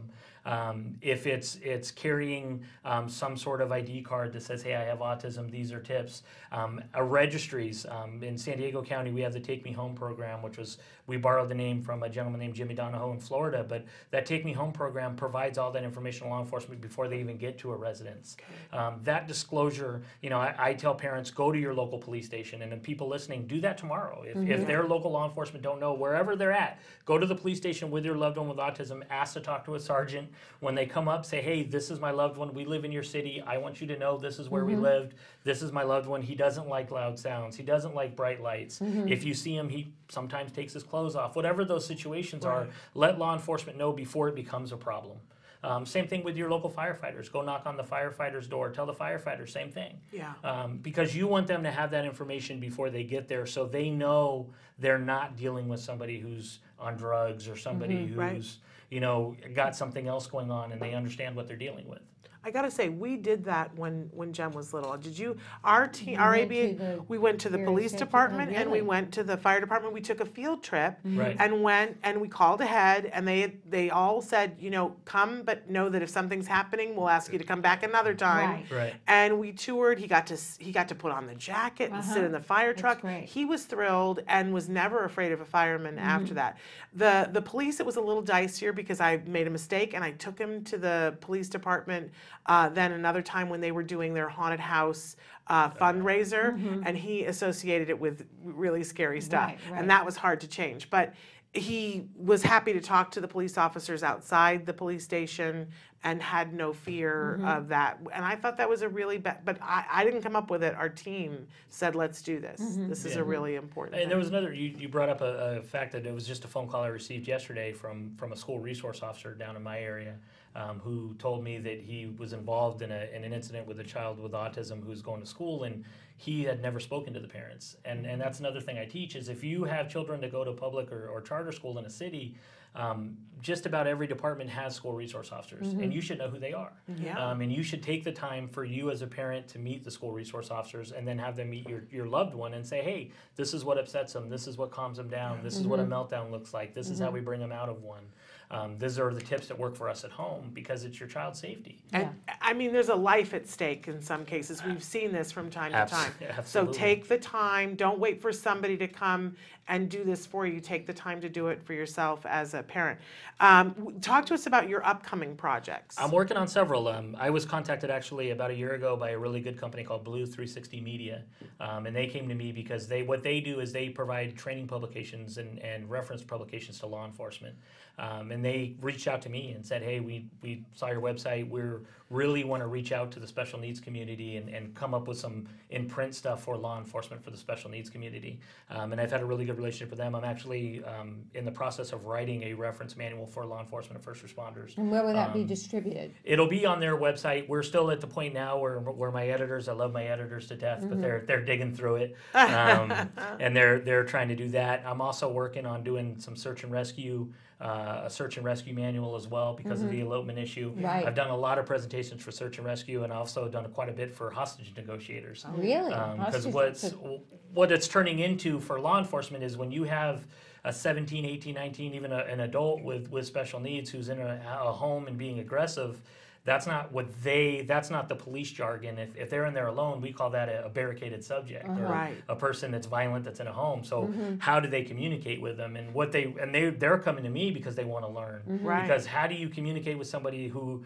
based on their special need, it's a communication disorder. Right. So if communication is so critical, how do they do that? So I'm working on a search and rescue thing. We're also working on some tips and tools that we can maybe give officers in the field to help them out. So I'm really excited to work with Blue 360. I think it's going to be a great thing that I know officers want to have. Okay, very exciting. Tell us how we can reach you, or how anybody in the public can reach you if they're interested in The learning easiest way is to go to autismcop.com. That's my website that's been put together, that's on there. It's got my phone number on it. You can go through there. I also have a Facebook page. If you go to Autism Cop, you can follow me on there. But I have my phone number, my email address are out there. My wife, my family are very supportive of what we do, and they understand what we do. So I get phone calls all the time, and they know it kind of takes away from some family time, but we look at the bigger picture of who we're helping out. Right. So Okay, well, the website's the number one way. Well, it's great work you're doing. We want to thank you for it.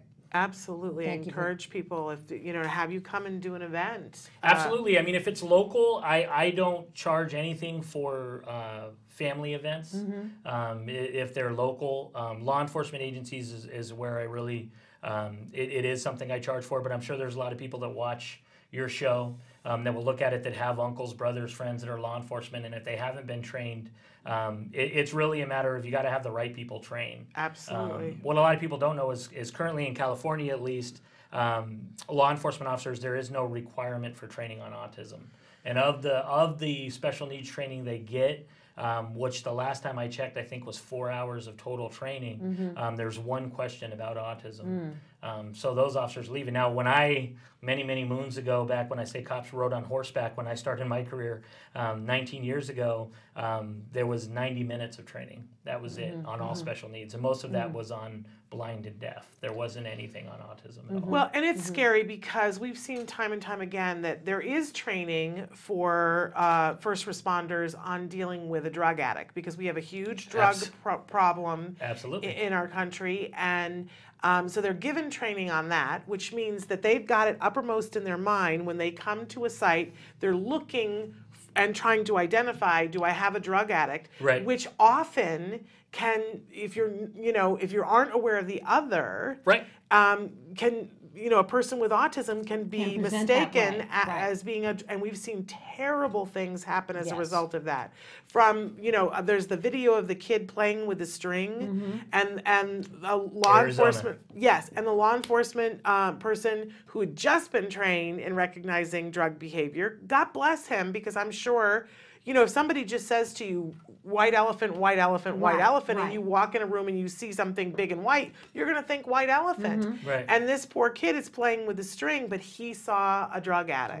Right. And it had terrible, at least yeah. he survived. And in but that video, he gets out of the car, and the first thing he says to the officer says to him is, "What are you doing?" And he says, "Stemming." Yes. That officer had no idea Yes. what even that stemming meant. was. Yeah. No idea. And that's one of the things I teach is the word meltdown, the word stemming, the word fascinations. What do fascinations mean? What are negative triggers? Yes. Those types of things officers need to know. Yeah. A lot of those calls that you're talking about, though, with the public, it's what does the public perceive? Now, we are parents of children with autism, so you, like me and my wife go out, we can spot somebody with autism a mile away, and we know the behaviors. But our neighbors probably wouldn't. And when the neighbors call, what do they see? Now, when my son Brian, when he's stemming or when he's aggressive, I could see how somebody who didn't know him or know he has autism would say he's on drugs. Right. It's And a understandable. lot of times when the public calls in, I'll tell you as a cop, the most common suspicious person call we get is when the public calls us, say, "Hey, there's a person in my neighborhood, this is what he's looking like, he's on drugs." Right. So now when the officer's responding, they got in the back of their mind that, hey, Right. this guy's on drugs. Right. So a big part of what I try to teach too is cops really kind of slowing down. Yeah. You get taught really quick in law enforcement that you have to go fast. You make decisions, your life and death decisions, everything is fast, fast, fast. What I try to teach them is slow everything down. Yeah. I want you to park in your car and look at that person for a while. That young man who was stemming with the string. Yeah. I wanted that officer to sit there and watch, because if he would have watched maybe watched him for another maybe a minute, minute and a half, maybe he would have saw something that's, hey, this kid's not huffing paint. Maybe this kid's got some kind of issue or other type of issue. Right. But we're so used to and ingrained in going fast, but everything with autism is go slow and be patient and de-escalate and sensory and all of those other factors that go with it. And that's totally against what cops are trained to do. Yeah. Yeah, well, I'm glad you're here, and I'm glad that you're out there training people. Again, it's autismcop.com, Yes, ma'am. correct? Yes, ma'am. And that's where you can reach him, invite him to come to a family event, and call your local police department and say, do you have the training? Because if you don't, here's this guy who will do it. And most of them know. California, at least they do, and across the country. I've been numerous states across the country, and if a family wants to bring it or a parent wants to bring it to the local department, have them get a hold of me. I'll help them. There you go. I'm more than willing to call the department and say, hey, this is a group that's looking at doing this. Can we make this happen? There you go. And I'm more than willing to do that. And you're one of them, so I'm sure that they appreciate that. That's I think what makes it successful is I think what makes it successful for cops is I actually open up for the first half hour of talking about when we learned Brian had autism and me being depressed. And I talk about the divorce rate amongst families of kids with autism. And I talk about how I couldn't talk to my wife about it.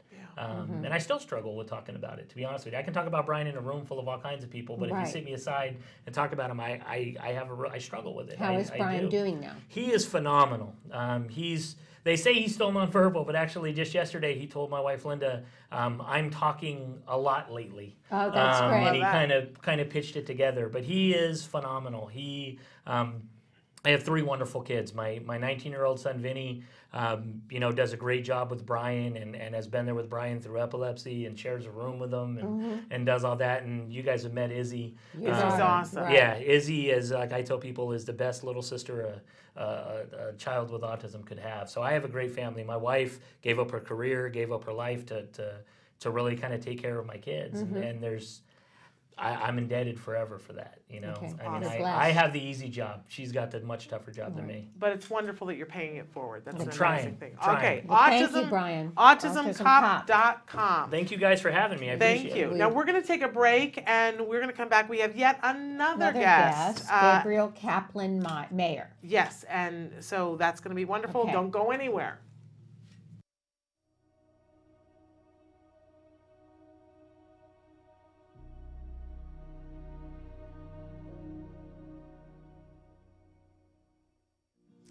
If you're watching Autism Live, chances are you care about the life of someone, or perhaps many people, living with autism.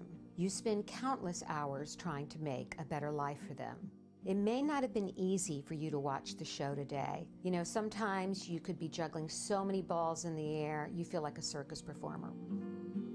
I remember recently saying to a friend that as the mother of a son with autism, plus all the other challenges in my life, I feel like I'm carrying a tray full of glasses of water, and that if one of them topples over, the whole thing is going to go crashing down. This empowerment moment is all about you. Now, I'm not a doctor or a therapist, but over the last 9 years in my autism journey, I've learned some things that have helped me shift from being a victim to having hope. See, I've been in that place, down on the kitchen floor, on my knees, praying for answers of what happened to my child. I've been in that place, covered with blood and tears, after one of Wyatt's giant tantrums, where I said, "Where has my fairy tale life gone?" I have a feeling you're a member of that kitchen floor club too.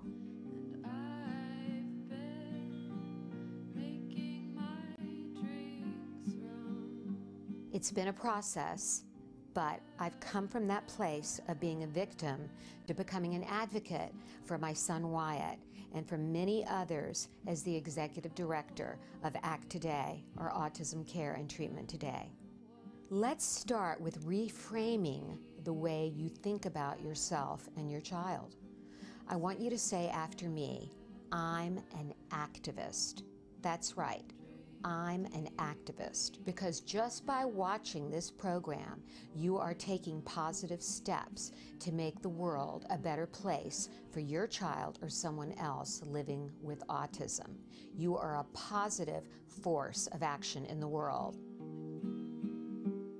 want you to start thinking of your so-called disability as an opportunity, because it's within our challenges that our greatness is revealed. That's where we find our courage and resiliency. And parenting a child with autism is one of the greatest challenges a parent can face. You have the choice to see this as a journey of self-discovery.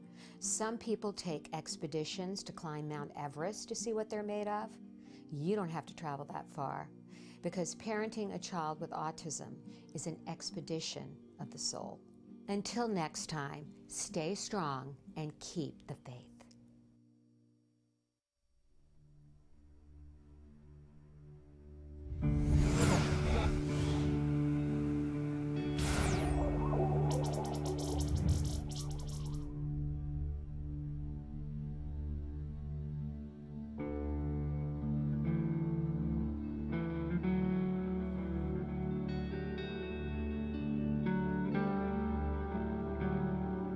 Our twins, Justin and Jessica, were premature babies, so we always were very conscientious of their development. But I think it was probably 15 months, Justin started getting really obsessive compulsive with opening and closing doors. And Justin started tantruming a lot too. These would be major tantrums that were just completely debilitating to the family. Having to take them out of the house, put them in the car, drive around, just to calm them down. Yeah, I remember a breaking point and just thinking, you know what, we got to do something. This is not right. Once we were on the track to getting a diagnosis for autism, we started sharing that with our close friends and family. It just so happens that somebody from our older daughter's private school called us out of the blue. She introduced herself and she says, "I know that recovery is possible." Those words so early in our journey were a guiding force for us. As we got more educated in knowing what is effective therapies for kids with autism, we realized quality ABA is vital to that progress. That's where we decided that CARD was the right provider for us and for our son. Justin responded very well to therapy. The behaviors were tracked, and we saw that what was being instituted was working. Justin, what are you doing? I'm coloring. You are coloring! Good for you! There was real progress, and it was progress that was tangible. I just remember when he made a sentence, he said a sentence. We were just happy about it, going, no way, I can't believe you just did that. What's the date? The 18th. 18th of what month? December. Oh, what year is it? 2007. Oh, okay, so how old are you today then? 5. The therapies that CARD did for Justin didn't just impact his daily living skills, but it was a positive impact on our entire family. I'm Justin. I am in 4th grade. I like playing video games sometimes. My dream to build a teleporter machine. It's like sometimes if like we're on an airplane and it's like really long, you guys just say, "Oh, hurry up with that teleporter machine. We're waiting on you." And I just started Friday Night Lights. This is our 3rd game of the season, and it's pretty fun. You have to be fast. We attribute so much of Justin's recovery to CARD. Their goal was the same as our goal. We wanted Justin recovered. June 12, 2008 is a day that I celebrate every year because that is the day that Justin was deemed recovered from autism. And Dr. Doreen Grandpichet met with us, looked at him and just said, he's brilliant. You need to keep his mind stimulated because he's very smart and he has no residual traits of autism.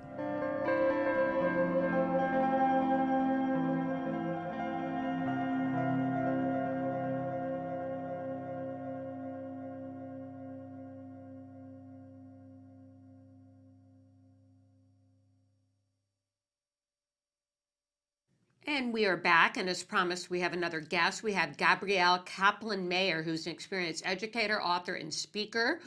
And at the Jewish Learning Venture, she works as director of the Whole Community Inclusion Program and leads disability awareness programs for the Philadelphia Jewish community. Welcome to the show, Gabrielle. Thank you. It's so great to be here with you both. And should we call you Gabby or should we call you Gabrielle? Which would you prefer? You know, everyone calls me Gabby, so that's great. Okay.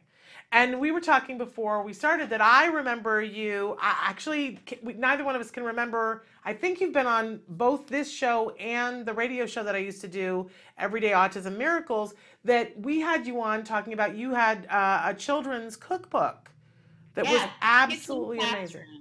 Well, that I still remember because it was so cool, and you talked about the sensory experience of it. So everybody can go and check that out too. But as we were saying during the break, Gabby has been busy. There's no moss growing under Gabby's feet. Gabby's been doing a lot of different things. And one of the things that you have done is a new journal that's called Reflection, Expression, and Courage. Talk to us a little bit about what that is and why each and every one of us should have one. Sure. So I have my copy right here, by the way. You can find it on Amazon. And I wrote it because I felt that parents need a place to have just honest expression, to be able to write what's on your heart, what's on your mind. We are all so busy. I know we don't all have time for therapy. We don't all have time for long phone calls or coffee dates with our friends. But I found for myself, when I have 10 minutes here, 5 minutes there, maybe 15 minutes to exhale a little bit, notice what I'm feeling, and reflect on my journey as a mom parenting a son who's almost 16, who has autism and an intellectual disability. It's extremely healing for me to be able to reflect on both my challenges and my blessings. It's easy for me to write. I write all the time, but I know for a lot of parents it might be hard to know where to start. So I created a journal that has different prompts that will guide you into thinking about, you know, as I said, the blessings, the support that you have, as well as just, you know, the honest feelings of struggle that we all go through. I just think this is so important. It is important because a lot of us don't take the time to process our thoughts. And you know, years ago, I'm sure there were a lot of us in Los Angeles, well, around the world. There was a book called The Artist's Way. Did you ever? And there was a thing where every morning you had to sit and write 3 pages, and you called them your morning pages, and you would write. And it was such a mentally healthy thing, and so much would come out of it. That, you know, dreams that you had, things that you wanted to do would come out of it. And I, for one, as an autism mom, have gotten really far away from that. You know, so what a wonderful gift to the autism community you have created, Gabby. Thank you so much. Yes, I really relate to that. And I have a morning routine where I try to get up and also begin my day. I aim for like 10 to 15 minutes of writing. And if I aim for doing that as a daily practice, it happens 2 or 3 times a week maybe. But I also just keep the journal in my purse because sometimes it's that like sitting in the carpool line at school pickup or waiting before a doctor's appointment. You never know when you might have time, but it just feels so healthy to be able to share what's on your heart, to put it into words. And the other thing is that I think that sometimes people prescribe to us what our story is. Others might think our lives are sad or only challenging. And I might want to write about the joy in my parenting experience and just having the permission for you to be in the seat as the writer, the one telling your own story. Now, you have another book that, while it doesn't have a direct connection to autism, you said that there are some things that came out of that that are somewhat connected. Can you tell us about The Little Gate Crasher? I can. I've got that right here, too.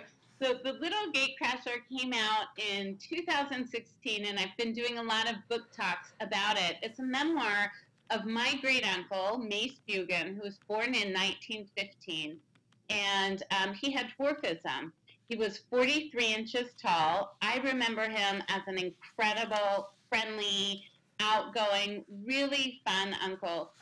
And we wanted to capture his life story because it was so extraordinary. He did many amazing things, including becoming a self-made millionaire in the real estate business, having grown up in the Great Depression, you know. And he, all his life, there was so much stigma and prejudice in society against people with any kind of difference when he was a young person and an adult. And I think he easily could have retreated, he could have hid, and instead he really put himself out there, even though he faced being stared at, he faced taunts.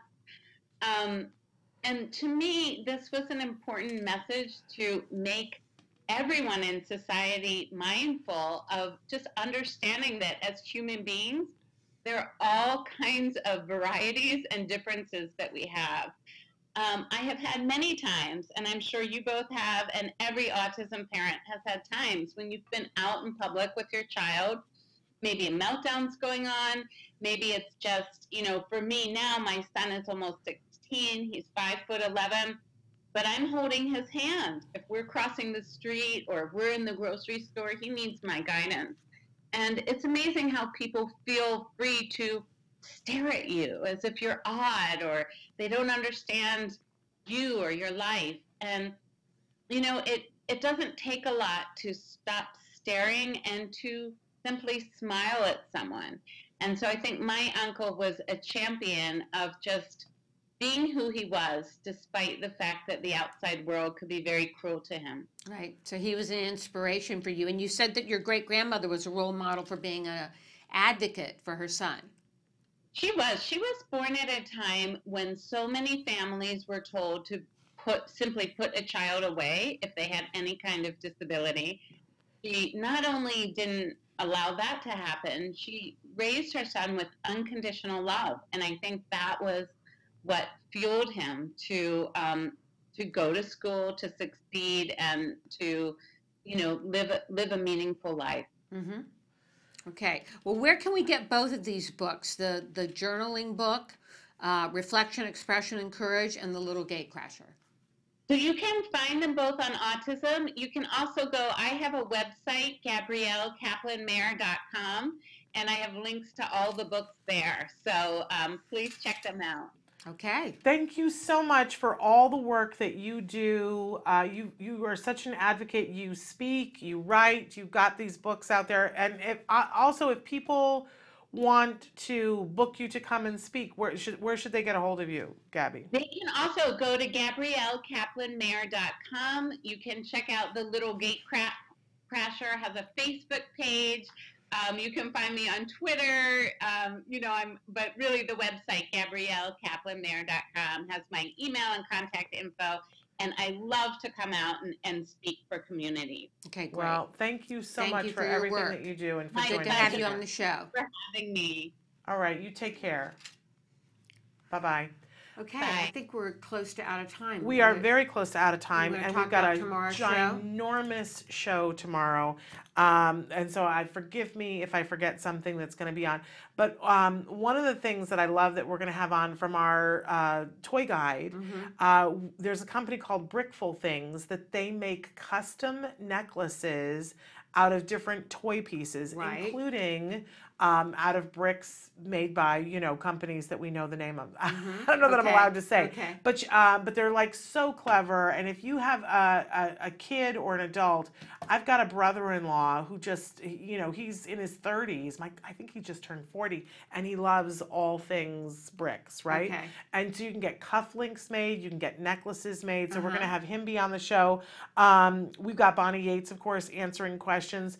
We have a wonderful gentleman who's going to be on with us talking about another venture that where they've taken a business and they've employed people on the autism spectrum. So we're thrilled to talk about that. But then the big thing on the show tomorrow that I really want to put forward, Dina Kimmel. We love Dina Kimmel from We Rock the Spectrum. There's a couple that have owned the Glendale We Rock the Spectrum gym for a long time. Deborah Portney and Michael. and I can't think of what Michael's last name is, but they're amazing autism parents.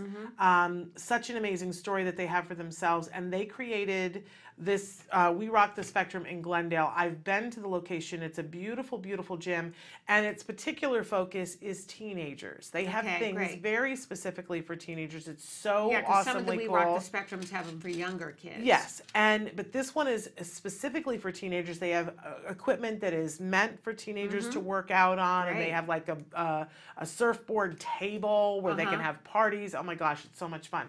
And the landlord, out of nowhere, has just decided to double their rent. And I'm double their rent. Now, this incenses me.